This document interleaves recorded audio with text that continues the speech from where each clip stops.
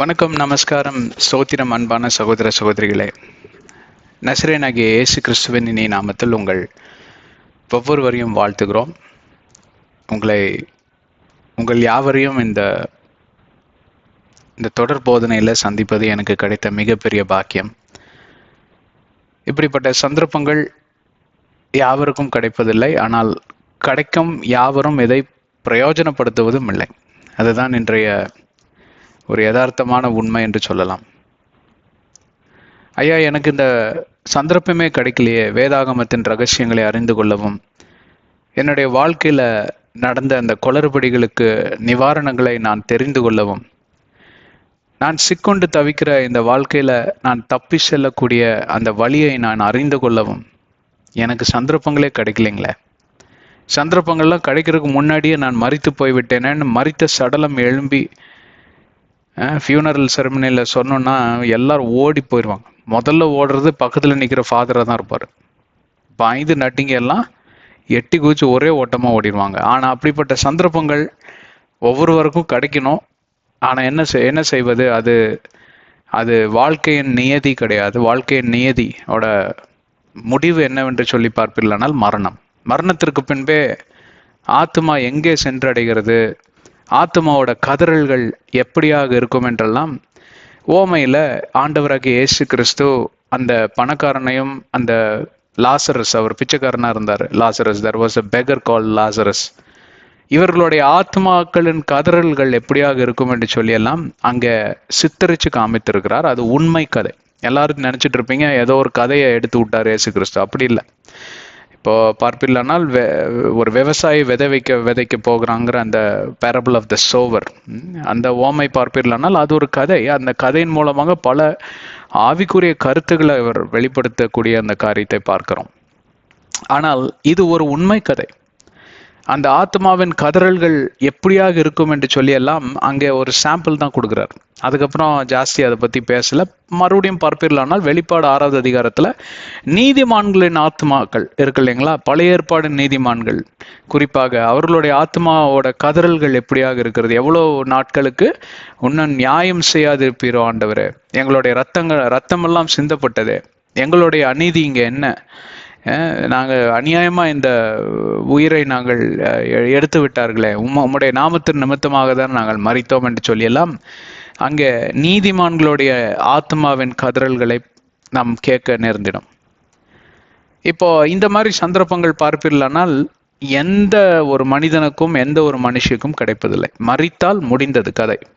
அதற்கு பின்பே அந்த ஆத்மா மட்டுமே அறியும் தன்னுடைய கதறல் எப்படி இருக்கும் என்று சொல்லி. அதனால தான் இந்த ஃபியூனரல் செரமனியில் கார்டெல்லாம் அடிப்பாங்க. 3வது நாள் 40வது நாள்னு ஹி ரெஸ்டட் இன் க்ளோரின்னு பெரிய பெரிய படம்லாம் போட்டு அப்படியே அடிப்பாங்க. அது என்ன கேட்டால் ஒரு அர்த்தமில்லாத ஒரு காரியம். ஏன்னு கேட்டால் அந்த ஆத்மா எங்கே இருக்குன்னு உனக்கும் தெரியாது, எனக்கும் தெரியாது. அப்புறம் என்ன பண்ணி அந்த கார்டில் அடிச்சிட்டு இருக்காங்கன்னு கேட்க வரும். ஆனால் நான் இந்த மெமோரியல் சர்வீஸ் இதுக்கெல்லாம் நான் போகிறதே கிடையாது. எனக்கு அதில் சுத்தமாக உடன்பாடே கிடையாது. அதுவும் ஒரு கட்டம் தாண்டி சில கிறிஸ்துவர்கள் பார்ப்பீர்களானால் மரித்த ஆத்மாவிடம் நம்ம ஜெபித்து கொள்ளுவோம், மரித்த ஆத்மாவுக்காக ஜெபித்து கொள்வோம். இரண்டுமே வேஸ்ட், இரண்டுமே வீணான ஒரு காரியம். மரித்த ஆத்மா எங்க இருக்குன்னு தெரியாது. மரித்த ஆத்மாவிடம் ஜெபித்தால் அவர்கள் என்ன பண்ணுவாங்க? உங்க ஜெபத்தை வச்சுட்டு அது எங்க இருக்கு வேதாகமத்துல? கிடையவே கிடையாது. மரித்த ஆத்மாவுக்காக நீங்க ஜெபிப்பதுனால ஒன்றும் ஆக போறது கிடையாது. ஆத்மா உயிரோடு இருக்கும்போது இந்த உலகத்திற்காக ஜெபித்து கொள்ளுங்கள் என்று நாங்கள் ஒவ்வொரு முறையும் நாங்கள் சொல்லிக்கொண்டே தான் இருக்கோம். எபேசியர் 6:18 எழுதியிருக்கு, கொலோசியர் 4:3 எழுதியிருக்கு. இப்படியெல்லாம் பார்ப்பீர்களானால் உயிரோடு ஜீவனோடு இருக்கிறவர்களுக்கு ஜெபிப்பதற்கு தான் நமக்கு அங்கே அனுமதி தந்திருக்கிறது. அதுதான் அர்த்தமுள்ள ஒரு ஜெபம் இல்லைங்களா? அப்போ ஒரு தரப்பட்ட மக்கள் பார்ப்பில்லானால் எனக்கு சந்தர்ப்பமே கிடைக்கலையேன்னு அவங்க சொல்லி அவங்க மறித்தே போயிடுறாங்க. இன்னொரு தரப்பட்ட மக்கள் பார்ப்பில்லானால் கிடைத்த சந்தர்ப்பத்தை அவர்கள் நழுவு விட்டு விடுகிறார்கள், எளிதாக நழுவு விட்டு விடுகிறார்கள். அதுக்கு காரணம் என்னவென்றால் பிசாசிற்கு அதிகமான ஒரு இடத்தை அவர்கள் கொடுத்து வைத்திருக்கிறார். அவிசுவாசம், பயம், கவலை மற்றும் பொறாமை, எரிச்சல் கொள்வது, வஞ்சகம், பழி வாங்கக்கூடிய ஆவி, மன்னிக்க முடியாத ஆவி, இப்படியெல்லாம் பார்ப்பில்லைன்னா பலவிதமான அசுத்த ஆவிகள் இந்த உலகம் எங்கிலும் சுற்றி திரிகிறதாம். யாரை நான் விழுங்கலாமோ என்று சொல்லி. அப்படி என்றால் யார் உடலுக்குள் நான் குடி தங்கி வாசம் செய்யக்கூடும் என்று சொல்லி கரெக்டா பார்க்குறான் பிசாசு.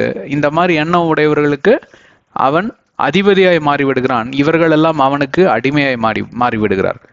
இதுதான் ஒரு யதார்த்தமான உண்மை, உலகம் அறிந்த உண்மை. கிறிஸ்துவர்களுக்கு மட்டுமல்ல, இந்த உலகத்திற்கே அது பொருந்தும்.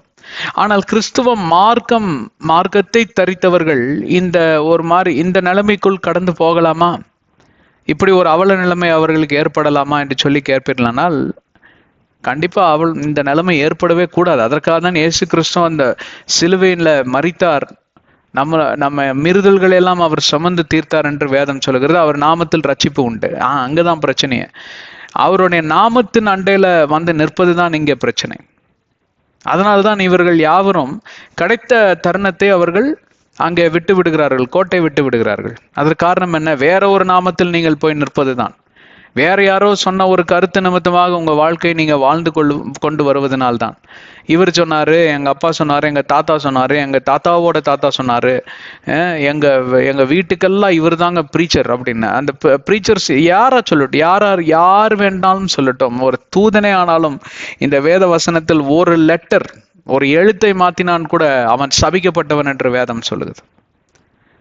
அப்போ ஒரு தூதனோட வடிவுல வந்து நிற்கக்கூடியவன், வல்லமை படைத்தவன் தான் பிசாஸ். he can transform himself as an angel of light என்று வேதம் சொல்லுகிறது. அவன் தன்னை ஒரு தூதனை போல காட்சி அளிக்க முடியும். அப்ப யாரு என்ன சொன்னாலும் நீங்க வந்து விசுவசித்து அந்த படியில போவீர்களானால், அந்த வழியில கடந்து செல்லுவீர்களானால், நீங்க தான் அந்த ஏமாளி ஆடு என்று சொல்லலாம், அந்த குருட்டு ஆடு என்று சொல்லலாம், அந்த கண்கட்டின ஆடு என்று சொல்லலாம். புல்ல காமிச்சு அப்படியே கூட்டிகிட்டே போவான். எங்கே போகிறான்? கசாப்பு கடைக்கு. கழுத்தில் கத்தி வர வரைக்குமே அதுக்கு தெரியாது. மலார்னு கழுத்தில் கத்தி வச்சு ஒரு அறுப்பான் பாருங்க, அப்போதான் அதுக்கு தெரியும், ஐயோ நம்ம ஏமாந்து போயிட்டோமே. இப்படிப்பட்ட இரண்டாவது தரப்பட்ட மக்கள் மத்தியில் நாம் இந்த காலங்களில் வாழ்ந்து வருகிறோம். பார்ப்பீர்களானால் அதற்கு மூல காரணம் அவர்கள் பிறர் சொல்லுவதை அப்படியே நம்பிவிடுவதுதான். அப்படி நீங்க வாழக்கூடாது என்று சொல்லிதான் வேதாகமும் நமக்கு பல காரியங்கள் சொல்லுகிறது. அங்கே எழுதியும் கொடுக்கப்பட்டிருக்கிறது. எதற்காக? எழுத்தின் வடிவில் கொடுக்கிறது. வார்த்தை கொல்லும் என்று வேதம் சொல்லுகிறது இல்லைங்களா? அப்போ அதான் நல்ல வாழ்றவனை கொல்லாதான், கெட்ட வாழ்க்கை வாழ்கிறவனை, அந்த கெட்ட வாழ்க்கைக்கு காரணமா இருக்கக்கூடிய அந்த காரியங்கள் இருக்கு பார்த்தீங்களா, அவைகளெல்லாம் கொன்று விடுமா. அது ஒரு அக்னியை போல, பச்சிக்கும் அக்னியை போல தீங்கான காரியங்கள் எல்லாம் பஸ்மமாக்கி விடும் என்று வேதம் சொல்லுகிறது.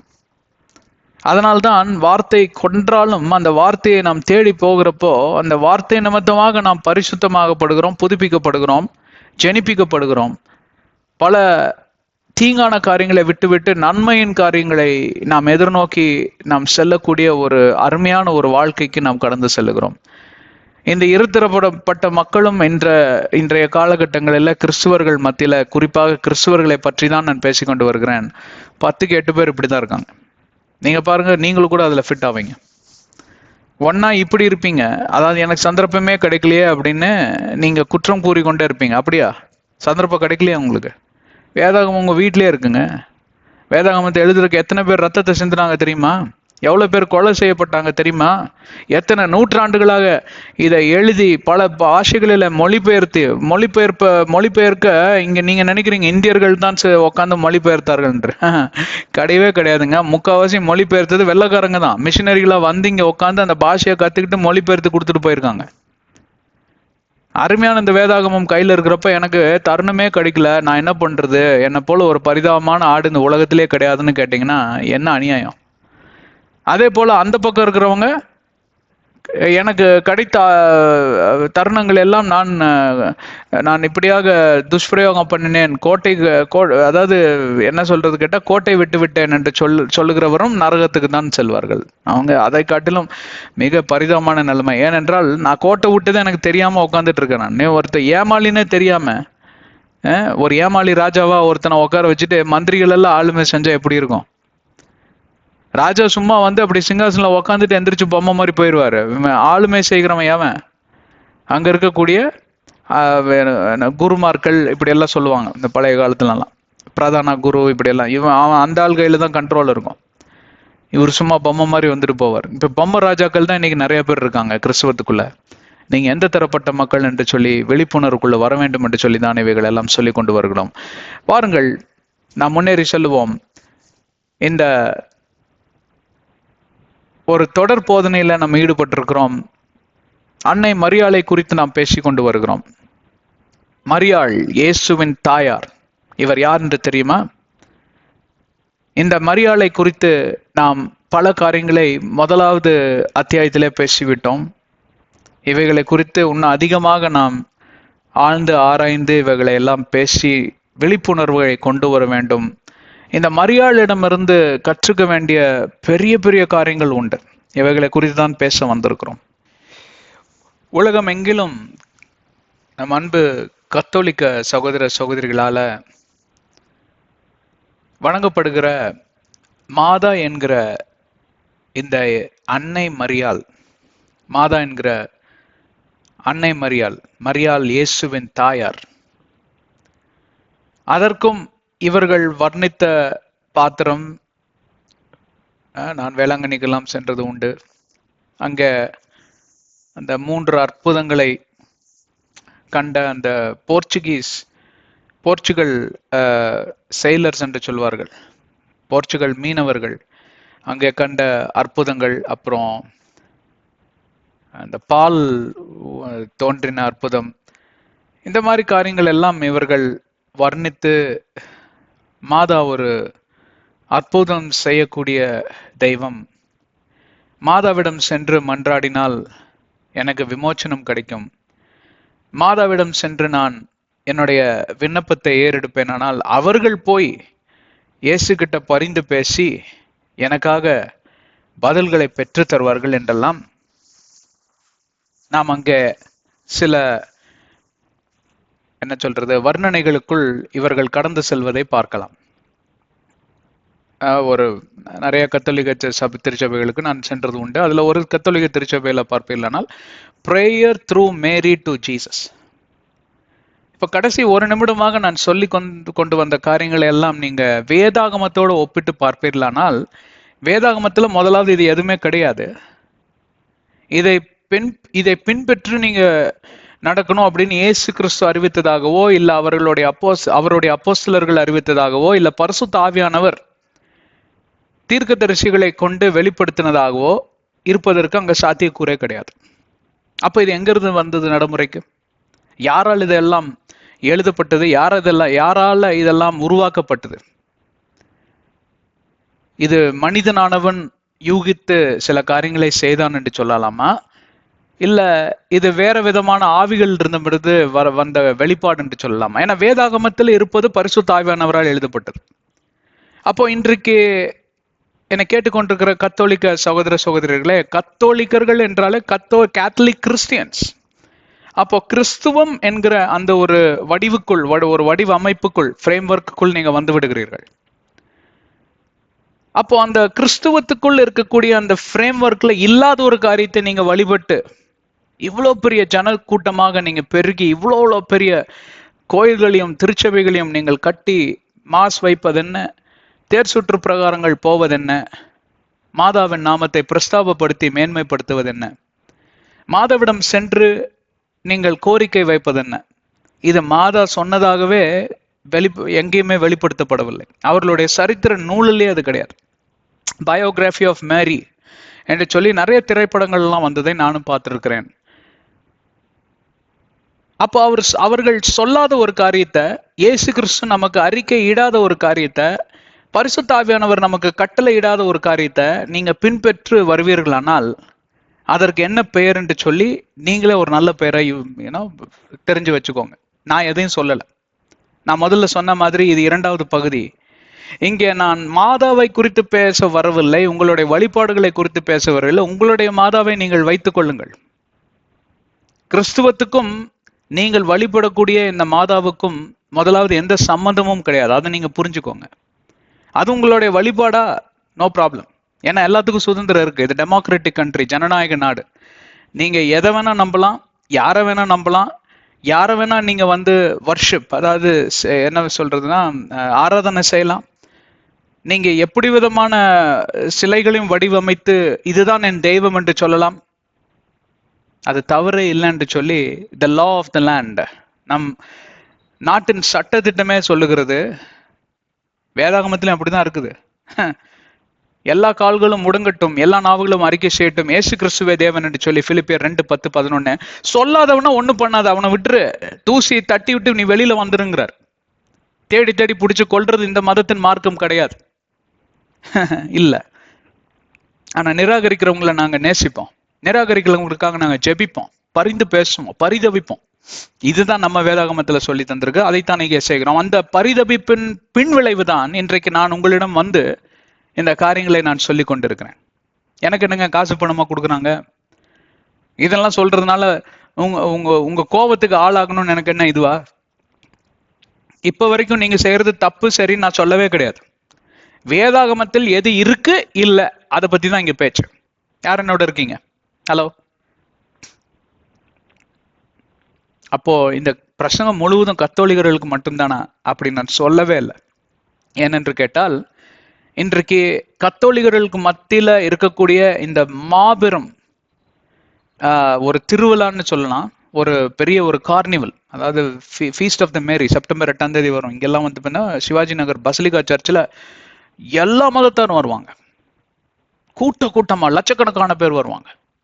மாதாவை வழிபட, மாதாவை ஆராதிக்க, மாதாவைக்கு மரியாதை தெரிவிக்க, மாதாவுக்கு வணக்கம் தெரிவிக்க, மாதாவுக்கு மாலை அணிவிக்க, மாதாவுக்கோட மாஸ்ல கலந்துக்க, மாதாவிடம் ஏதோ முட்டிலே நடந்து போவாங்க. சில பெண்கள் பார்ப்பீர்களானால் அங்க அவங்களுக்கு வேண்டுதல் இருக்கும், முட்டிலே நடந்து போவாங்க மாதா கோயிலுக்கு.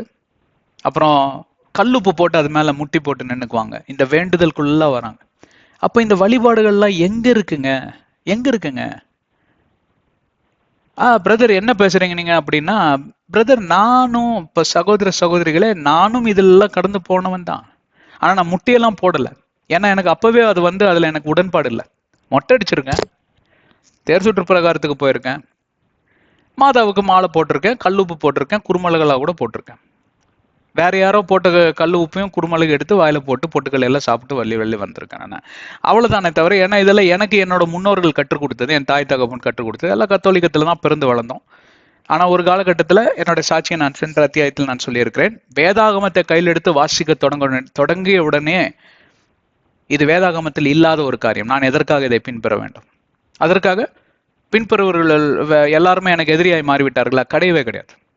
எல்லாரும் எனக்கு நண்பர்கள், எல்லாரும் என்னுடைய சகோதர சகோதரிகள். யாவருக்கும் ஜெபிப்பது என்னுடைய கடமை, அது வேற விஷயம்.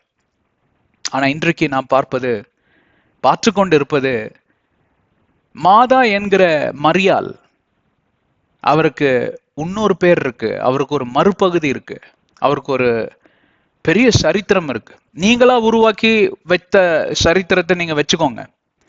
நீங்களா முடிசூட்டி அவருக்கு ஆரோக்கிய மாதா, சகாய் மாதா என்று சொல்லி எல்லாம் மரியாதை தெரிவிக்கக்கூடிய நாமங்களை நீங்க வைத்துக் கொள்ளுங்கள். ஆனால் நீங்க முடிசூட்டின இந்த மாதாவை குறித்து இந்த வேதாகமத்துல என்ன எழுதியிருக்குன்னு தெரியுமா? எப்படிப்பட்ட பெண்ணானவள் இந்த மரியாள் என்று உங்களுக்கு தெரியுமா? இயேசு கிறிஸ்துவின் தாயார் அன்னை மரியாள்.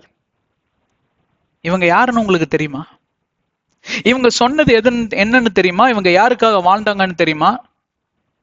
இவங்க யாருக்காக வைராகிய கோலம் எடுத்து எவ்வளவு அவமானங்களையும் நிந்தைகளையும் ஒற்றை பெண்ணா இருந்து சந்தித்தார்கள் என்று தெரியுமா? இப்போ கண்டிப்பாக அவர்கள் மோட்சத்தில் இருக்காங்க. இண்டிபெண்டன்ஸ் டே அன்னைக்கு கொடியேற்றுவாங்க கத்தோலிக்க கோயில்ல. வேற விதமான கொடியா இருக்கும்.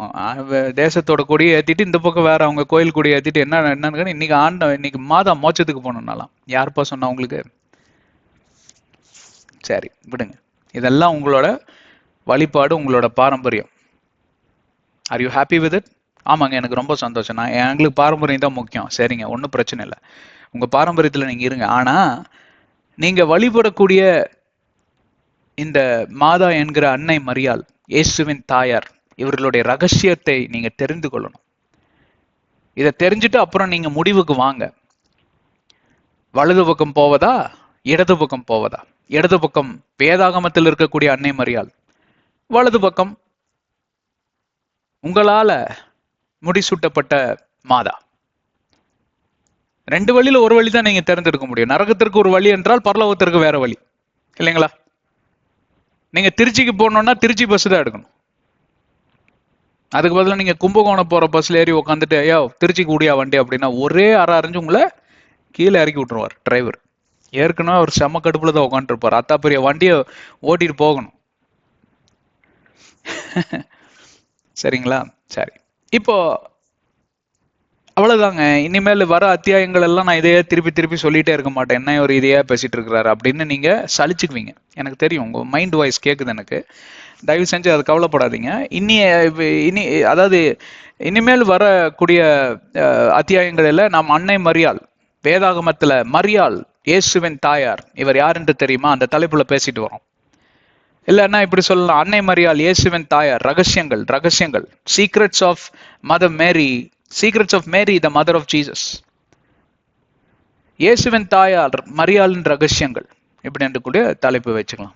தலைப்பு எப்படி வேணா வச்சுக்கலாம், ஒன்றும் பிரச்சனை இல்லை. ஆனா அங்கே பிரச்சனை என்னன்னு கேட்டா, உலகத்தால தெரிந்து கொள்ளப்பட்ட இந்த மாதாவிற்கும் இயேசுவின் தாயாரா வாழ்ந்த இந்த அன்னை மரியாளுக்கும் ஏதாவது சம்பந்தம் இருக்கான்னு நீங்க தான் வந்து ஜட்ஜ் பொசிஷன்ல உங்களை நான் உட்கார வச்சிருக்கேன். நான் உங்க ஊழியன், நான் ஒரு சர்வெண்ட். நான் இங்க ஜட்ஜ் பொசிஷன்ல உட்காரல. நீங்க தான் அந்த நியாய தீர்ப்பு சிங்காசனத்துல உட்கார்ந்து உங்களையே நீங்க நியாயம் தீர்த்துக்கோங்க. இங்க நியாயம் தீர்க்க நாங்க வரவில்லை, அது என்னோட வேலையும் கிடையாது, அது கர்த்தரோட வேலை. ஆனா உங்களையே நீங்க நியாயம் தீர்த்து கொள்ளக்கூடிய உரிமை ஆண்டவர் உங்களுக்கு தந்திருக்கிறார். அதை எப்படி நியாயம் தீர்த்து கொள்ள வேண்டும் என்று சொல்லி சில நியமங்களை வெளிப்படுத்தவே இந்த இடத்துல நாங்கள் வந்திருக்கிறோம். உங்கள் அனுமதியோடு கூட நாம் கடந்து செல்லலாம். இந்த அன்னை மரியாளின் ரகசியங்கள் என்கிற தலைப்புல நாம் இனி வரப்போற சில நாட்கள் ரொம்ப டீட்டெயிலா போக மாட்டோம். ஏன்னா டீட்டெயிலா இங்கிலீஷ்ல பண்ண போறோம். கிட்டத்தட்ட ஒரு 30-40 செஷன்ஸ் பேசலான் இருக்கேன் அதுல. ஆனா தமிழில் பார்ப்பீர்களானால் ஏற்கனவே ஆதி ஆகமத்தின் ரகசியங்கள்ல எங்களோட முழு எனர்ஜி அதுல போயிட்டு இருக்கு. ஒரு செஷன் பண்றதுக்கு எனக்கு 1 வாரம் ஆகும். அவ்வளோ டீட்டெயிலாக அதுக்குள்ள போயிட்டு இருக்கோம். அதுல இருந்து என்னால டிவியேட் ஆக முடியாது. ஆனா இதுல வந்து ரத்தன சுருக்கமா சில காரியங்களை வந்து நான் தமிழ்ல சொல்ல வேண்டும் என்று சொல்லி மேக்சிமம் ஒரு 5-6 செஷன் பண்ணலாம் அப்படின்ட்டு இருக்கோம். பார்க்கலாம், சரிங்களா? இப்போ இது பார்ப்பீர்களானால் மரியாள், அண்ணா மரியாள் பார்ப்பீர்களானால் இயேசுவின் தாயார். கிறிஸ்துவத்தின் ஆரம்பத்துல மரியாள் பார்ப்பீர்களானால் இயேசுவின் தாயாரா இருந்தார். கிறிஸ்துவ திருச்சபைகளில் எல்லாம் பார்ப்பீர்களானால் ஒரு குழந்தை வந்து பக்கத்துல இருக்கும். அதற்கு பின்பே ஒரு பெரிய ரகசியம் இருக்கு.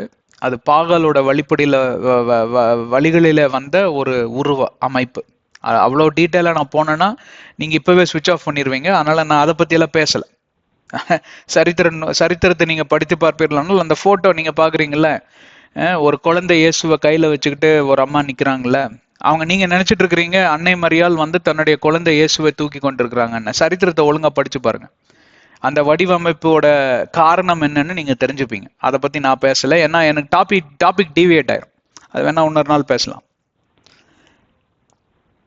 நிறைய பேர் அப்படியே பாக்குறீங்க, என்ன இவரு சொல்றாரு பைத்தியக்கார மாதிரி எதையோ சொல்லிட்டே இருக்கிறாரு. நான் பைத்தியக்காரனா? சரி, ஓகே, நல்ல தலைப்பு தான். ஏன்னா வேதத்துல அப்படித்தான் சொல்லியிருக்கேன், இந்த உலகத்துக்கு நாங்கள் யாவரும் பைத்தியக்காரர்கள் போலவே காட்சி அளிப்போம்னு. பரவாயில்ல, எனக்கு தோணும் புது டைட்டில் கிடையாது, பைத்தியக்காரன்னே சொல்லிக்கோங்க. ஆனா இந்த பைத்தியக்காரன் சொல்றதை கொஞ்சம் கேட்டுட்டு அப்புறமா நீங்க பெரிய புத்திசாலின்னு நீங்க உங்களையே நீங்க மேன்மை பாராட்டினால் அது எனக்கு பெருமை தான். நீங்க அப்படியே இருந்துக்கோங்க, ஒன்றும் பிரச்சனை இல்லை. we are not offended. நான் ஒஃபண்ட் ஆகி பேசுறேன்னு நினைச்சுக்காதீங்க. எனக்கு மனசுல அவ்வளவு பாரம், வேற எதுவும் இல்லை. அண்ட் இந்த அப்போஸ்தலிக் காலம் இருந்து பார்ப்பீர்களானால் இந்த western art, western music, western culture என்று சொல்லுவார்கள் இல்லைங்களா. இந்த வெஸ்டர்ன் என்று சொன்னால் மேற்கத்திய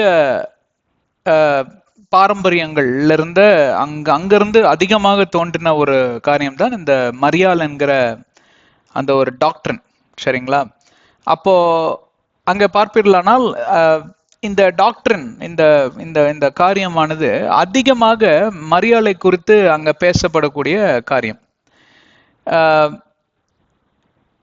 அப்புறம் பாத்தீங்கன்னா சரித்திரத்துல நிறைய வர்ஜின் மதர், ஏவா மரியா, அப்புறம் இயேசு கிறிஸ்துவின் தாயார் மரியா, கன்னி மரியா, இமாக்குலேட் மரியா, இப்படி எல்லாம் பல பட்டங்கள். ஒவ்வொரு பட்டத்திற்கு பின்பே ஒவ்வொரு அர்த்தங்களையும் பெயர்களையும் முடிசூட்டின ஒரு பெண்ணானவள் மரியா. மேரி, மரியா இல்ல மேரி. மரியாங்கிறது வந்து வேற கல்ச்சர்ல வரக்கூடிய மரியாள், மேரி, இதெல்லாமே வந்து சேம் தான், ஒரே அர்த்தம் தான். அண்ட் இவர்களுக்கு பாத்தீங்கன்னா எவ்வளவோ திருவிழாக்கள் அங்க இருக்கக்கூடிய காரியத்தையும் இந்த உலகத்துல நீங்க பார்க்கலாம். இந்த குறிப்பாக கத்தோலிக்க திருச்சபைகளில் holy days of application for Roman Catholics என்று சொல்வார்கள். அதாவது புனித நாட்களாக புதன்கிழமை என்று சனிக்கிழமை என்று 2 நாட்களில் அங்க தேர் சுற்று பிரகாரம்லாம் எடுப்பாங்க. இது உலகத்தால ரோமர் கத்தோலிக்கர்களால் கண்டுபிடிக்கப்பட்டது. ஷ்ரைன்ஸ் டு ஹர், நிறைய கெபிகளை கட்டியிருப்பார்கள்.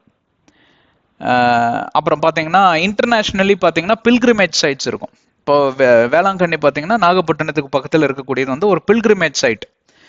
அங்கே எனக்கு மிக பிடித்தது என்னன்னு கேட்டால், ஒரு பெரிய ஒரு கிலோமீட்டர் டிஸ்டன்ஸ் இருக்குங்க. அதில் ஒவ்வொரு ஸ்டேஷனாக வச்சுருப்பாங்க. ஆண்டவர் இயேசு கிறிஸ்து பட்ட பாடவுடைய ஸ்டேஷன்கள் வச்சுருப்பாங்க. அதுதான் எனக்கு வந்து மிக வருத்தம் அளிக்கக்கூடிய ஒரு காரியம். அந்த மாதிரி ஒரு சித்தரிப்பை நான் எங்கேயுமே பார்த்ததில்ல. கிறிஸ்துவுக்கு இயேசுவோட பாடுகளுக்கு அவ்வளோ மரியாதை கொடுத்துருக்காங்க. ஆனால் அதை கடந்து நீங்க போனீங்கன்னா அங்க பழைய கோயில் ஒன்று இருக்கும். அந்த பழைய கோயில்ல பாத்தீங்கன்னா மாதாவோட அற்புதங்கள் எல்லாம் உள்ள வச்சிருப்பாங்க. இதையும் வழிபட்டு அதையும் வழிபட்டு இவங்களும் குழம்பி மற்றவங்களையும் குழம்பி இருக்கிறத பேசி இல்லாததை பேசி, அதாவது ஒண்ணுமே தெரியாம, அதாவது ஒரு டாக்டருக்கு வியாதி வரக்கூடாதுன்னு சொல்லுவாங்க. கரெக்டுங்களா? ஏன்னா எனக்கு தெரிஞ்ச ஒரு டாக்டர் இருக்கிறாரு. அவருக்கு நான் சரியான ஃப்ரெண்டு. அவருக்கு வயசு 78, நான் 40களில் தான் இருக்கிறேன். ஆனால் நாங்கள் 2 பேரும் செம ஃப்ரெண்ட்ஸு. அப்படி பேசுவார் என்கிட்ட.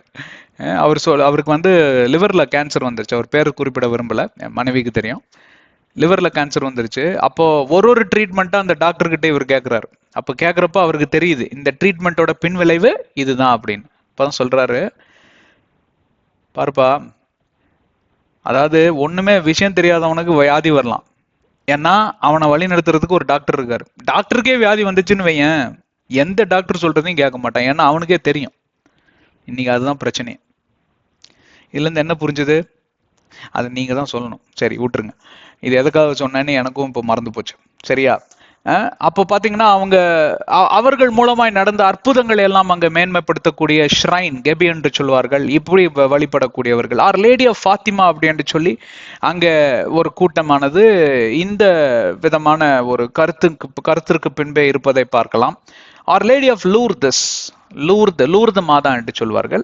குறிப்பாக பிரான்ஸ் தேசத்துல மிக மிக ஃபேமஸ் லூர்து மாதாவோட சுரூபம். அங்கிருந்து வாங்கிட்டு வந்தா எங்கேயோ வச்சிருப்பாங்க பயங்கரமா. அதுக்கெல்லாம் இதெல்லாம் கட்டி, இது லூர்துல இருந்து எடுத்துட்டு வந்ததுங்க, லூர்து மாதாங்க அப்படிம்பாங்க. அப்படி ஆர் லேடி ஆஃப் கோடலீப் அப்படின்னு சொல்லுவாங்க. Our lady of Loreto, our lady of Medjugorje அப்படின்லாம் பல பட்டங்களை, இதனால சிலதை தான் நோட்ஸ் எடுத்து வச்சிருக்கிறேன் நான், இதெல்லாம் உங்களுக்கு தெரியப்படுத்தணும்னு. பல பட்டங்களை முடிசூட்டப்பட்ட ஒரு பெண்ணானவள் மரியா ஆர் மேரி, இயேசு கிறிஸ்துவின் தாயானவர். இந்த பட்டங்களில் ஒன்றை கூட நீங்க வேதாகமத்தில் பார்க்க முடியாது. இதை விட பெரிய பெரிய ஊழியங்கள் பண்ணவர் தான் பவுல் அப்போஸ்தலர். அந்த திருச்சபைகளுக்கெல்லாம் தலைவராக இருந்தவர் தான் பேதுரு. அந்த மேல் வீட்டு அறையில பரிசுத்த ஆவியானவர் இறங்குறப்போ அங்க ஒருவராய் இருந்தவர் தான் மரியாள், இயேசுவின் தாயார். அவரும் பரிசுத்த ஆவியானவருடைய அபிஷேகத்தை பெற்றுக்கொண்டார். அதற்கு பின்பே இயேசுவின் திருச்சபைக்கு தலைவராய் இருந்து பேதுரு அங்கே போதிக்கும் காலங்களில் மரியாளும் ஒரு சீஷலா இருந்து ஒரு சீஷத்துவத்துக்குள் வந்து அங்கே அமைதலாக அமர்ந்திருந்து அந்த செய்திகளை கேட்டார். ஏண்டா நான் யாரும் தெரியுமா உனக்கு? ஏசு கிறிஸ்துவ பெற்றெடுத்தவன்டா. நான் வந்து குழந்தையிலிருந்து வழி நடத்திட்டு வரேன், நீ பெரிய தலைவர் நின்று பேசுவேன், நான் உட்காந்து கேட்டுக்கிட்டு இருக்கணுமா? இறங்கடா கீழே, எங்கடாமா சேர் எடுத்துட்டு வந்து போட எனக்கு அப்படின்லாம் சொல்லவே இல்லையா அவங்க. அப்படிப்பட்ட மரியாதை குறித்து தான் நீங்க பேச வந்திருக்கிறோம். அப்படிப்பட்ட தாழ்மையின் ரூபம் எடுத்த ஒரு அருமையான ஒரு பாத்திரத்தை குறித்து தான் நீங்க பேச வந்திருக்கிறோம். இப்பொழுது தெரிகிறதா? நீங்க கொடுத்த பட்டங்களுக்கு பின்பே வேற வேற கதைகள் உண்டு. ஆனால் கிறிஸ்து இயேசுவாலும் அவருடைய பரிசுத்த ஆவியாரினாலும் கொடுக்கப்பட்ட பட்டங்கள் வேறு. இந்த வேதத்தில் சித்தரிக்கப்பட்ட அன்னை மரியாள் வேறு, இந்த உலகத்தால் சித்தரிக்கப்பட்ட அன்னை மரியாள் என்கிற மாதா பின்பே இருக்கக்கூடிய காரியங்கள் வேறு. இதெல்லாம் தெரிஞ்சு என்னங்க பிரதர் பண்ண போறோம்னா, ரொம்ப ஆழத்துல போயிட்டோம் அப்படின்னா, இன்னும் உயிரோட தான் இருக்கீங்க பிரதர். நீங்க கடல்ல ஆழத்துக்கு போயிட்டீங்க, ஆனா இன்னும் உயிர் இருக்குங்க. அப்போ நீங்க கையை கால அசைச்சு அப்பா எனக்கு தண்ணி வாய்க்குள்ள போகுது அப்படின்னு நீங்க கத்துனீங்கன்னா, அங்க காட்ஸ் இருப்பாங்க. அவங்க உடனே டக்குன்னு நீச்சல் அடிச்சு பாதி தண்ணியை குடிச்சிருந்தாலும் அப்படியே மயிரை பிடிச்சி இழுத்துட்டு வெளியில வந்து போட்டு நல்லா வயிற்ற பிடிச்சி அமுத்தி தண்ணியெல்லாம் வெளியே எடுத்து உயிரை காப்பாத்திடுவாங்க. ஆட போய் இவ்வளவு தூரம் உள்ள போயாச்சு கடலுக்குள்ள, இன்னைக்கு கையை நீட்டினா காலை நீட்டால எல்லாம் முடிஞ்சு போச்சுங்கிறவன் முடிஞ்சே போயிடும். கொஞ்சமா அதை முயற்சி எடுக்கணுங்க. ஹலோ, உங்களுக்காக உங்க சார்பா முயற்சி எடுத்து நான் சொல்லிட்டு இருக்கேன். கேட்கறதுக்கு உங்களுக்கு அவ்வளவு கஷ்டமா இருக்கா? கேளுங்களேன், கேட்டுதான் பாருங்க. புதிய ஏற்பாடுல இவருடைய தாழ்ச்சியை குறித்தும் கீழ்ப்படிதலை குறித்தும், ஆண்டவருடைய செய்தியை கேட்ட மாத்திரத்தில் அப்படியாக கீழ்ப்படிந்தார், அப்படியாக தன்னை தாழ்த்தினார் என்று சொல்லி இவரை குறித்து எக்ஸம்ப்ளரி ஒரு ரோல் மாடல் என்று சொல்லலாம். அப்படிப்பட்ட ஒரு முன்னோடியாக காட்சி அளித்தார்கள் for all ages of Christians. இன்றைய காலம் வரைக்கும் மரியாள் பாடின பாடல் ஒன்று இருக்கு மத்தேயுல. அந்த பாடலுக்கு பின்பே இருக்கக்கூடிய அர்த்தங்களை பேச வேண்டும் என்றால், அவைகளை போதிக்க வேண்டும் என்றால், ஆஹா காதுல தேன் வந்து பாயுது என்று சொல்லலாம். அந்த பிரசங்கம் ஒரு நாள் பண்ண போறேன் நான். அது ரொம்ப அது பல வாரங்கள் ஓடும்னு நினைக்கிறேன். அப்படிப்பட்ட ஒரு ஆள் கடல் ரகசியங்கள் அடங்கக்கூடிய அந்த பாடலை பாடி இருக்கிறாங்க மரியா. அவங்க பொயிட்ரியெல்லாம் எழுதுற ஆள் கிடையாதுங்க. பரிசுத்த ஆவியானவரால் நிரப்பப்பட்டு தன்னுடைய கர்ப்பத்தில் மட்டுமல்ல, தன்னுடைய ஆவி ஆத்மா சரீரத்தை முற்றிலும் ஆட்கொண்ட பரிசுத்த ஆவியானவரால் இயக்கப்பட்ட ஒரு அற்புத பாத்திரம், ஒரு பரிசுத்த பாத்திரம். எவ்வளவு பெரிய ஆள் தெரியுமா அவங்க? நான் கத்துக்க போறோம் நிறையா, என்னோட இருங்க. இத்தனை மாதாக்களோட கதையை கேட்டீங்க, அப்ப இந்த மரியாள் என்கிற இயேசுவின் தாயாரோட கதையை கேட்க வேண்டாமா? சரி, உங்க குழந்தை பேபி ஜீசஸ் தூக்கி தாலாட்டி பாடின இந்த அன்பு தாயோட கதையை நீங்க கேட்க வேண்டாமா? பைபிள் எழுதி இருக்கிறது இதையும் தான் கேளுங்களேன். அந்த கதையோட இதையும் சேர்த்திக்கோங்க. அப்புறம் நீங்களே முடிவுக்கு வாங்க, எந்த கதை உண்மை கதை, நல்லா இருக்கு நல்லா இல்லை அப்படின்னு சொல்லி நீங்களே ஒரு முடிவுக்கு வாங்க. உங்களை யாரு கேட்குறா? நீங்க வந்து என்கிட்ட சொல்லுங்க, கதையெல்லாம் கேட்டீங்க, எந்த கதை நல்ல கதை, அதுபடி உங்களுக்கு நாங்க ஒரு ப்ரைஸ் கொடுப்போம் அப்படின்னு நான் சொல்லவே இல்லையே. என்னங்க, என்னோட இருக்கீங்களா அன்பு சகோதர சகோதரிகளே? முகம்லாம் வெளுத்து போயிருக்கா? கண்ணெல்லாம் சமந்து போயிருக்கா? அது தேவையே இல்லாத கோபம். அதெல்லாம் தூக்கி வெளியில வச்சுட்டு, நீ வேதாகமத்தில் இருக்கிறத சொல்ல ஒருத்தர் வந்திருக்கிறாரு. இவருக்கு தெரிஞ்ச மரியாள், உங்களுக்கு தெரிஞ்ச மரியாள் கதையெல்லாம் நான் கேட்டேன்ல இத்தனை நேரம் உட்காந்து. இப்ப எனக்கு வேதாகமத்தில இருந்து எனக்கு பரிசுத்த ஆவியானவர் சொன்ன கதையை நீங்க கேட்க கூடாதா? இது என்ன அநியாயமா இருக்கு? ஒருத்தர் பேசிக்கிறது சகஜம் தானே, அப்படியாவது எடுத்துட்டு கேளுங்க. சரி, ஓகே, மேல போலாமா? ஆனா இது எல்லா விவரங்கள் இருந்தும் புதிய ஏற்பாடுல எழுதக்கூடிய நிருபங்கள், குறிப்பாக அந்த கலிலி பட்டணத்தில் எழுதக்கூடிய காரியங்கள் எல்லாம் மிக அருமையாக வெளிப்பட்டிருக்கிறது. கிறிஸ்துவத்தில் இருக்கக்கூடிய தியாலஜியன்ஸ் என்று சொல்வார்கள், வேத பாரகர்கள், வேத ஆராய்ச்சியாளர்கள் என்று சொல்லலாம். அவர்கள் மரியாளை குறித்த ஒரு சித்திரம், மரியாளை குறித்த ஒரு பிம்பம் பார்ப்பீர்கள்னா, லூக் 1வது அதிகாரம் 48வது வசனத்தை நாம் வாசித்து அதிலிருந்தே தொடங்கலாம். எப்படி இருக்கு? இருக்கீங்களா என்னோட? 44 34 35 நிமிஷம் முடிஞ்சிருச்சு. இதுலயே நல்லமா தாங்க போக முடியும். டக்கு டக்குனாங்க நீங்க பேசுறதுலாம் தப்பு, நான் பேசுறதுதான் சரி அப்படின்னு சொன்னா அவ்வளவுதான், எல்லாம் டக்குன்னு ஆஃப் பண்ணிட்டு போயிருவீங்க. அதனால மெல்லமா சொல்லிட்டு வரேன். நான் பேசுறதுதான் சரி, நீங்க பேசுறது தப்புன்னு நான் சொல்லவே வரல. நீங்க வழிபடுற காரியத்தை நீங்க சரின்னே வச்சுக்கோங்க. ஆனா எனக்கு வெளிப்படுத்தின வேதாகமம், உங்க கையில இருக்கக்கூடிய வேதாகமம், இது எனக்கு மட்டும் கொடுக்கப்பட்ட வேதாகமம் அல்ல, உங்க கையில. நீங்க யாரு? கத்தோலிக்கர்கள் மட்டுமல்ல, கத்தோலிக்க கிறிஸ்தவர்கள். கிறிஸ்துவம் என்கிறதுக்குள் கத்தோலிக்கம் என்கிறது ஒரு டிவிஷன். அதே மாதிரிதான் சிஎஸ்ஐ மாறுங்க, பெண்டகாஸ்ட் மாறுங்க, ப்ராட்டஸ்டன்ட் மாறுங்க, லூத்ரன் மாறுங்க, Jehovah witness, Adventist, Baptist, brethren, இப்படி ஏகப்பட்ட குரூப் இருக்கு. அப்ப எல்லாரும் எதுக்குள்ளதான் அடங்குறாங்க? கிறிஸ்துவத்துக்குள்ள. அப்ப பைபிள்ல இருக்கணும் இல்லையா அந்த காரியம்லாம்? ஏங்க, அநியாயமா பேசலங்க, ரொம்ப நியாயமா பேசிட்டு இருக்கேன். நான் பேசல. த சாங் ஆஃப் மேரி பார்க்கலாமா?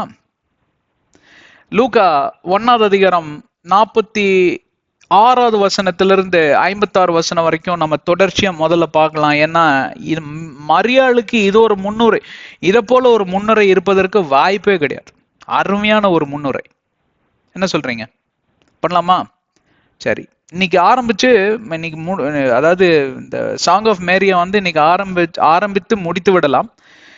ஆனா தொடர்ச்சியா நம்ம அடுத்த அத்தியாயத்துல இந்த சாங் ஆஃப் மேரியை குறித்து அதிகமா பார்க்கலாம்.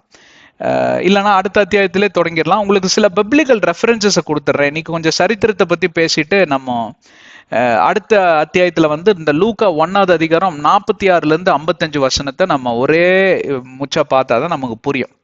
சரிங்களா?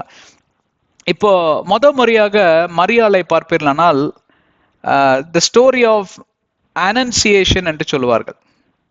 இது எப்படி சித்தரிக்கப்படும்னா, அவங்க வந்து நசரேத்துல வாழ்ந்த ஒரு பெண். அண்ட் பார்ப்பீர்களானால் அவர்கள் வந்து யோசேப் என்கிற ஒரு பையன் தான் சொல்லணும். ஏன்னா மரியாளுக்கு 13-14 வயசு தான். யோசேப்புக்கு எத்தனை வயசு தெரியுங்களா? 20 வயசு. அப்பவே கல்யாணம் ஆயிரும் அவங்களுக்குலாம். நீங்க நம்ப மாட்டீங்க, எனக்கு தெரிஞ்ச ஒரு இஸ்லாமிய சகோதரி, இப்போ ரொம்ப கீழே இருக்கிறவங்க, கூலி வேலை செய்யறவங்க. ஆனா எங்களுக்கு முடிஞ்ச சின்ன சின்ன உதவிகளை செய்துட்டு வரணும். ரொம்ப க்ளோஸ் ஆயிட்டோம். 3-4 வருஷமா தெரியும். இங்க பெங்களூர்ல கன்னடம் பேசுறவங்க தான். அவங்களுக்கு ஒரு பெரிய பொண்ணு இருக்கு, புத்திஸ்வாதியமற்ற ஒரு பெண். அப்புறம் இன்னொரு சின்ன குட்டி பாப்பா இருக்கு. அந்த பாப்பாக்கு 4 வயசாச்சு. இந்த பெரிய பெண்ணுக்கு 11 வயசாச்சு. அப்ப நான் வந்து ஒரு கணக்கு போட்டு இவருக்கு இவ்வளவு வயசு இருக்கும் அப்படின்னு நினைச்சிட்டு ஒரு நாள் பேசுறப்போ, அப்படி என்ன வயசாயிருச்சு எங்களுக்குன்னு நினைச்சுக்கிட்டீங்க அப்படின்னு கேட்டார். நீதாப்பா சொல்லணும் அப்படின்னா, 11 வயசு பெண் இருக்கக்கூடிய, அதாவது குழந்தை இருக்கக்கூடிய ஒரு பெண்ணு அட்லீஸ்ட் ஒரு 30 தாண்டி இருக்கணும் என் கணக்குப்படி. 20ல கல்யாணம் ஆயிருந்தா கூட ஒரு 31.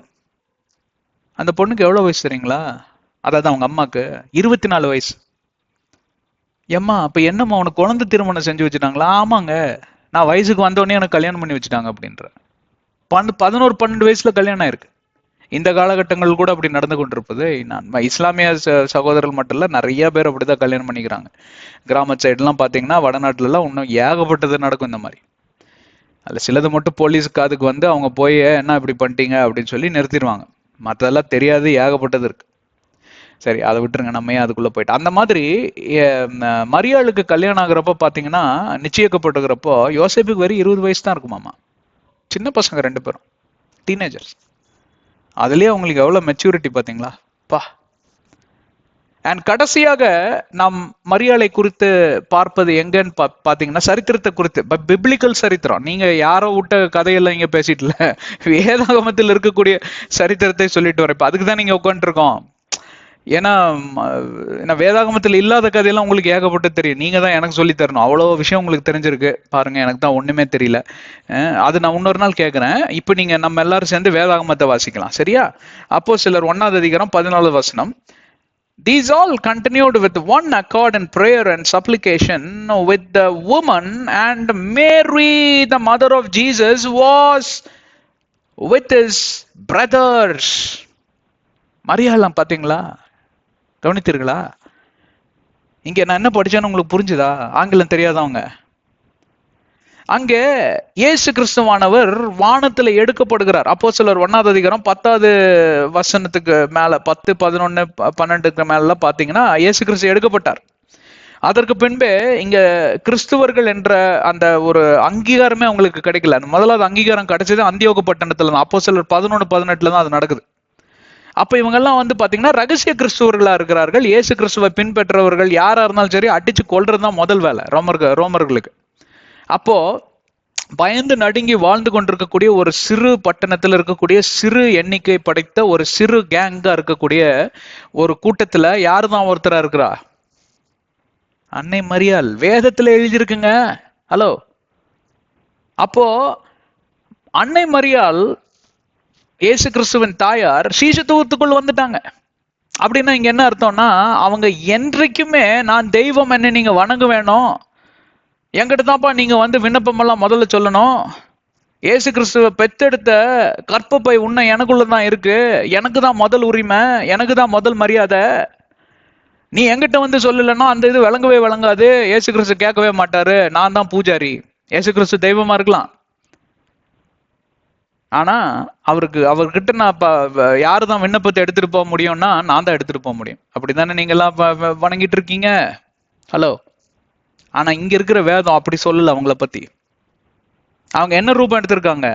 தாழ்மையின் ரூபம், அடிமையின் ரூபம், சேவிக்கக்கூடிய ரூபம், தன்னுடைய சுயத்துக்கு மறித்து சீஷத்துவம் என்ற அந்த ரூபத்தை எடுத்து எல்லாத்து போல ஒருத்தர் அங்க உட்காந்துட்டு இருக்காங்க. ஏன்னா அவங்களுக்கு நல்லாவே தெரியும் இயேசு கிறிஸ்து அதை தான் விரும்புவார்னு. இது உங்களுக்கு பத்தலன்னா நீங்க மத்தேயுலயும் யோவான்லயும் படித்து பார்க்கலாம். அங்க இயேசு கிறிஸ்து ஒரு இடத்துல பிரசங்கம் செய்து கொண்டிருக்கிறப்போ அன்னை மரியாளோடு கூட, அன்னை மரியாளுக்கும் யோசேப்புக்கும் பல குழந்தைகள் பிறந்தது. அட்லீஸ்ட் ஒரு 7 பேராவது இருக்கிறாங்க. 4 பசங்க 3 பொண்ணுங்க இருக்கிறான்னு சரித்திர நூல் சொல்லுது. இவங்க எல்லாரும் சேர்ந்து ஒன்னா பார்க்க வராங்க. ஏன்னா ஒரு பெருமிதம். ஏன்னா அதுக்குள்ள அவரோட ஃபேம் என்று சொன்னால் அவரோட பெருமை. இயேசு கிறிஸ்துவை பத்தி ரொம்ப பெருமையான காரியங்கள்லாம். அவர் அற்புதம் செய்யறாரு, முடவனை நடக்க செய்யறாரு, காதுகள் செவிகளை திறந்து விடுறாரு, ஊமைகளை பேச வைக்கிறாரு, மரித்தவங்களை பாடை தொட்டி எழுப்புறாரு, என்னென்னமோ நடக்குது. உடனே இவங்களுக்கெல்லாம் இயேசு கிறிஸ்து யாருன்னு தெரியாம தான் இவங்கெல்லாம் வெளியில போய் ஊழியம் செய்ய, உன் அற்புதத்தை எல்லாம் கொண்டு போய் வெளியில வச்சுக்கோ அப்படின்னு சொன்னவங்க தான். வேதத்துல எழுதியிருக்கீங்க. ஹலோ, நான் சொன்னதில்ல, வேதத்தில் எழுதியிருக்கு. அவங்க இயேசு கிறிஸ்து கூட பிறந்த சகோதர சகோதரிகள் சொன்ன காரியம். ஆனா இப்போ அவங்க வெளியில போய் ஒரு அற்புதம் செஞ்சு ஊரே கேளு நாடே கேளுன்னு பாராட்டவும் இவங்களுக்கு ஆஹா நம்மளும் போய் அங்க கொஞ்சம் அந்த பெருமையில குளிர் காஞ்சிட்டு வரலான்னு போறாங்க. தகவல் வருது. இயேசு கிறிஸ்து என்ன சொல்றாரு தெரியுமா? யாரின் தாய், யாரின் சகோதரன், யாரின் சகோதரி, ஆண்டவருடைய வார்த்தைன்னு கேட்டு அதன்படி வழி நடந்து அதன்படி கீழ்படுகிறவனே என்னுடைய தாயுமா இருக்கிறாங்க, சகோதரன் சகோதரியுமா இருக்கிறாங்க. இதை கேட்ட உடனே அங்கிருந்து எல்லாரும் போயிட்டாங்க. அந்த கூட்டத்தோட சேர்ந்து போனவங்க தான் அன்னை மரியாள். ஆனா அன்னை மரியாள் அங்க व्यसனப்பட்டோ கோபப்பட்டோ போகல. ஆனா இவனுங்களோட வற்புறுத்தல் நிமித்தமாக தான் அந்த புண்ணியவதியை கூட்டிட்டு வந்திருக்காங்க. அன்னை மரியாளுக்கும் ஜீசஸ்க்கு இருந்த பாண்டிங் எப்படிப்பட்ட பாண்டிங் தெரியுங்களா? பாண்டிங்னா என்னன்னா ஒரு உறவு, தொப்புள் குடி உறவு இல்லைங்க, அதையும் தாண்டி ஒரு சாதாரண தாயும் ஒரு சாதாரண மகனுக்கு இருக்கக்கூடிய உறவு இல்லைங்க, அதையும் தாண்டி ஒரு தெய்வீக உறவுங்க. பல காரியங்களை தன்னுடைய இருதயத்தில் அவள் வைத்து கொண்டாள் அப்படின்னு சொல்லுவாங்க. எப்படின்னா இன்னொரு உதாரணம் சொல்றேன். 3 நாட்கள் அவர் தொலைஞ்சு போயிடுவார் இல்லையா? அப்போ போய் இவங்க தேடி போவாங்க. அப்ப இதெல்லாம் உங்களுக்கு நான் காட்ட போறேன் ரெஃபரன்ஸா. இது சும்மா ஒரு முன்னுரை தான், சரிங்களா? சும்மா என்ன கேட்டுட்டு என்ன ஜஸ்ட் கவனிச்சுட்டு வாங்க. வேதாகமத்தில் இருக்கிறது தான் சொல்லிட்டு வரேன், கவலையே போடாதீங்க. அந்த புழுகு ஆகாய் புழுகெல்லாம் புழுகலைங்க, வேதாகமத்தில் இருக்கிறதா சொல்லிட்டு வரேன். அப்போ இயேசு கிறிஸ்து சொல்லுவாரு, என் தகப்பனோட வேலையாக நான் இருப்பேன் என்று உங்களுக்கு தெரியாதா? தாயாரே, 12 வயசு அவருக்கு. அப்போ இந்த மேட்டர் கேட்டுட்டு நான் நினைக்கிறேன் கொஞ்சம் கோபப்படுறோம். என்னடா பேசுற நீ, சின்ன பையன் தகப்பனோட வீட்டார் தயார், ஒழுங்கா ஏர் வண்டியில் அப்படின்னு சொல்லி ஏத்துட்டு போயிருப்பாங்க. ஆனா அதுக்கப்புறம் என்ன சொல்ல தெரியுமா? இந்த விஷயத்த அன்னை மரியாள் இருதயத்துல பத்திரமாக பூட்டி வச்சிருக்காங்கன்னு வேதம் சொல்லுதா. she kept this thing in her heart அப்படின்னு. அந்த மாதிரி பல விஷயங்கள், இந்த சிலதுதான் எழுதப்பட்டிருக்குங்க வேதாகமத்துல, எல்லாத்தையும் எழுதல. ஏன்னா எழுதுறதுக்கு அவங்க கிட்ட காசு பணம் இல்ல. அத்தனை தோல் சுருள் மையில ரொம்ப ரொம்ப காஸ்ட்லி, வீட்டு சொத்தெல்லாம் வித்தாக்கும் இந்த மாதிரி தோல் சுருள்கள்லாம் பல பணக்காரங்க வாங்கி ஸ்பான்சர் பண்ணினாங்க. அதனால சிலது முக்கியமானதுதான் இங்க ரெக்கார்ட் பண்ணி வச்சிருக்காங்க. அப்போ இதே மாதிரி பல இன்ட்ராக்ஷன்ஸ் நடந்திருக்கும் அன்னை மரியாளுக்கும் இயேசு கிறிஸ்துவுக்கும். அவர் சிறு பிராயத்திலிருந்து தோல்லையும் மார்லையும் மடியிலையும் படுத்து தூங்கி வச்சு 6 பாடி தொட்டில போட்டு தாளாட்டின மரியாளிடம் எவ்வளவு பேசியிருப்பார் இயேசு கிறிஸ்து. அத்தனை காரியங்களையும் இருதயத்துல வைத்திருக்கக்கூடிய மரியாள் அங்க வந்து நின்றுப்பாங்க? கண்டிப்பாக நின்றுக்க மாட்டாங்க. இவனுங்க வற்புறுத்தி இழுத்துட்டு வந்திருப்பாங்க. ஏன்னா இவங்களுக்கு யாருமே தெரியாது. நான் இவனுங்கன்னு மரியாதை எல்லாம் பேசுனதுக்காக நான் மன்னிச்சுக்கோங்க. ஏன்னா இயேசு கிறிஸ்து கூட பிறந்த 2 சகோதரர்கள் 2 புத்தகம் எழுதியிருக்காங்க. ஒன்னு யாக்கோபு, இன்னொன்னு யூதா. இவங்க 2 பேருமே தேர் half brothers to Jesus. அதனால அப்படி சொல்ல முடியாது. மற்றவங்களோட சரித்திர நூல்லாம் எனக்கு தெரியாது. மேபி அவங்க கூட இயேசு கிறிஸ்துவை ஏற்றுக்கொண்டு இருக்கலாம், புத்தகம் எழுதாமல் போயிருக்கலாம். ஆனால் இவங்க 2 பேரும் புத்தகம் எழுதி இயேசு கிறிஸ்துவாக வாழ்ந்து மரித்தார்கள், கொன்னே போட்டாங்க 2 பேத்தையும், சரித்திர நூல் சொல்லுது. அதனால அப்படி மரியாதை குறைவா பேசல. ஆனா அன்னை மரியாதை வற்புறுத்தி எழுத்துட்டு வந்தாங்க. அவங்க ஒரு ஒஃபென்ஸ் இல்லாம பேசாம திரும்பி சிரிச்சுக்கிட்டே போயிருப்பாங்க. வாங்கடா, இதுக்கு தான் சொன்னேன், என்னையே பார்த்து பெண்ணே என்னுடைய நேரம் வரல ஒன்னொன்னு சொன்னேன், இயேசு கிறிஸ்து கிட்ட வரேன், யாருன்னு தெரியுமா, எவ்வளவு அண்ட சராசனை படைத்து ஒருவராய் நின்று ஆளுமை செய்கிற தேவாதி தேவன் கர்த்தாதி கர்த்தர் என்னுடைய வயிற்றுல பிறந்திருக்கிறார். அது தீர்க்க தரிசனத்து நிமித்தமாக பிறந்தது. என்னுடைய கர்ப்பத்தின் கனிக்கு இவ்வளோ பெரிய ஒரு மேன்மை கிடைத்தது. என்னுடைய பெயர் பாராட்டப்பட்டது, உயர்த்தப்பட்டது. அதற்கு நான் பாத்திரவானே அல்ல. இதெல்லாம் தெரிஞ்ச மரியாள் வந்து நீங்க நினைக்கிறீங்களா, டேய் என்னடா பேசுற பொடி பையா, நான் பார்த்து வளர்ந்தவனி என்னை பார்த்து யாருன்னு தாயின்னு கேட்குறியா? சண்டை பிடிச்சி நின்றுருப்பாங்க நீங்க நினைக்கிறீங்க? சிரிச்சுக்கிட்டே வீட்டுக்கு போயிருப்பாங்க, வாங்கடா நல்லா வேணும் உங்களுக்கு. அப்படிப்பட்ட மரியாள், தாழ்மையின் ரூபம் எடுத்த மரியாள்.